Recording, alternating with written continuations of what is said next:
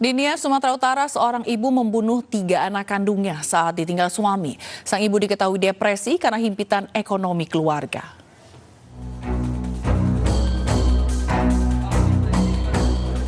Warga Dusun 2 Desa Banua Sibohu, Nias Utara, Sumatera Utara digembarkan dengan penemuan 3 jasad bocah laki-laki yang ternyata dibunuh ibu kandungnya di dalam rumah.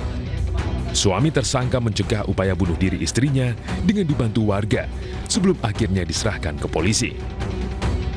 Pembunuhan ini berawal saat suami bersama keluarga meninggalkan tersangka dan 3 korban untuk memberikan hak suara di tempat pemungutan suara yang berjarak 5 km dari rumah.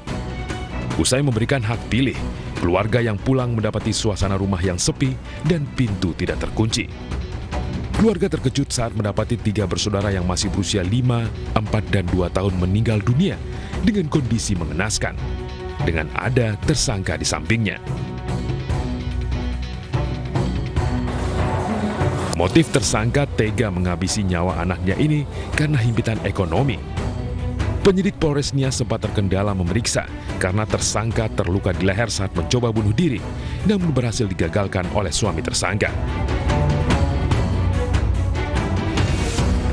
Namun tersangka meninggal dunia saat dirawat di RSUD Gunung Sitoli. Tersangka diketahui tidak mau makan saat ditahan di Polres Nias hingga penyakit asam lambung yang dideritanya kambuh. Orang tua maksud kami yang sengaja membunuh anaknya ini masih terjadi. Lalu apa sebenarnya yang mendasari orang tua ini nekat memilih jalan pintas tersebut? Benarkah hanya karena faktor ekonomi atau ada faktor lainnya? Dan telah tersambung melalui Skype psikolog klinis forensik Cassandra Putranto. Selamat sore Mbak Cassandra. Selamat sore Mbak Jila. Ya, Mbak Cassandra melihat kasus ini, orang tua yang membunuh anaknya ini, apakah ada kemungkinan orang tua ini mengalami depresi, Mbak? Baik, pada banyak kasus yang terkait dengan pembunuhan terhadap anggota keluarga yang kemudian juga diakhiri dengan upaya pembunuhan atau bunuh diri, ya, itu banyak memang terkait dengan masalah depresi. Ketika depresi ini memicu keputusan untuk membunuh diri yang sebelumnya melibatkan membunuh anggota keluarganya, atau bisa diri sendiri saja tidak ada anggota keluarganya, itu banyak ditemukan pada kasus-kasus. Nah, untuk kasus-kasus yang kita hadapi saat ini, tentu harus ada pemeriksaan yang seksama terhadap kasus ini, ya, dilakukan otopsi psikologis untuk bisa membuktikan dugaan tersebut. Walaupun sekali lagi pada banyak kasus yang sejenis memang ditemukan adanya indikasi depresi karena depresi itu terkait dengan bunuh diri yang sebagian melibatkan pembunuhan terhadap anggota keluarga sebelumnya.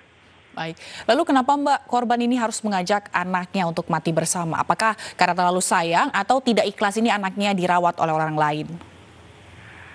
Nah, sekali lagi untuk kasus ini kita tidak tahu persis, tetapi pada beberapa kasus lain yang mungkin kita bisa pelajari adalah karena ada keputusasaan dan meyakini bahwa mungkin ketika yang bersangkutan sudah tidak kuat lagi menghadapi kehidupan, lalu kemudian meragukan apabila ternyata anak ini nanti bisa diurus oleh orang lain, sehingga akhirnya diajak bersama-sama.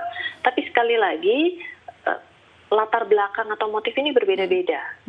Bisa karena putus asa, bisa karena merasa tidak ikhlas tadi yang seperti Mbak Jila katakan, bisa juga karena meyakini bahwa ada kasus yang meyakini bahwa anak ini harus diajak untuk bersama-sama meninggalkan dunia gitu ya, karena ada keyakinan-keyakinan yang lain. Nah, persoalannya akan kembali lagi yang membedakan dari kasus-kasus ini adalah kondisi psikologis, kemudian alasan dan juga motifnya.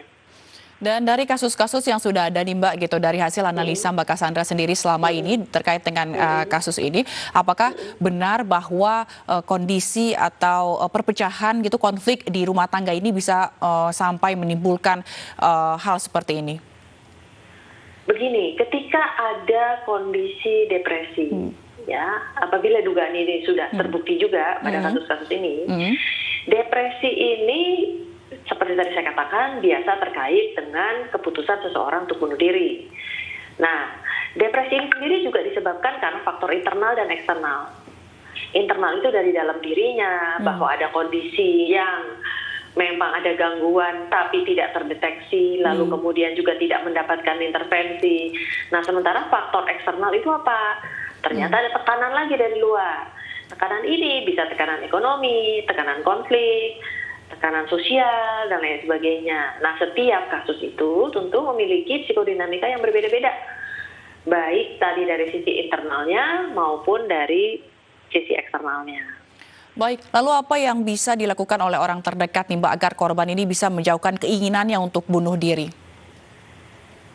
Kembali lagi sebenarnya kita masyarakat Indonesia harus mulai memberikan perhatian yang serius terhadap fakta gangguan psikologis atau gangguan kesehatan jiwa yang saat ini di Indonesia selalu meningkat dari hari ke hari. Apalagi juga dalam kondisi pandemi saat ini yang kemudian menjadi tekanan atau stresor baik sosial maupun ekonomi pada masyarakat kita. Nah, keluarga dan tetangga diharapkan untuk bisa melakukan semacam deteksi dini, mengenali adanya potensi-potensi risiko ketika sudah mulai ada yang aneh, ada seseorang ini mulai mungkin mengurung diri, kemudian tertekan, kemudian tidak mau berinteraksi, bersosialisasi, dan mungkin juga ada kondisi-kondisi yang lain gitu ya, yang tentu saja apabila bisa dikenali dan dideteksi dalam waktu singkat tentu bisa dibantu.